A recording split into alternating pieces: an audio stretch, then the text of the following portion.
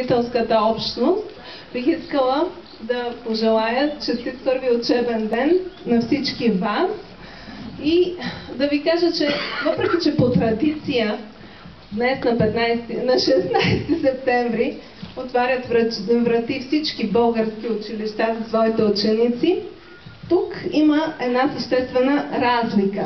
Мисля, че всички, които сме на това тържество, знаем коя е тя. Тази разлика е в качеството на взаимоотношенията между нас, родителите, вас, учителите и нашите деца.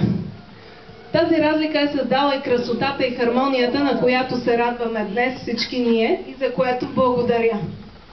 Пожелавам през цялата следваща учебна година училище Рьорих, нашето училище, да бъде място, в което всеки може да изрази себе си, в което новите идеи, които са наистина авангардни, да намерят своето приложение. Благодаря ви и бъдете все така добри приятели!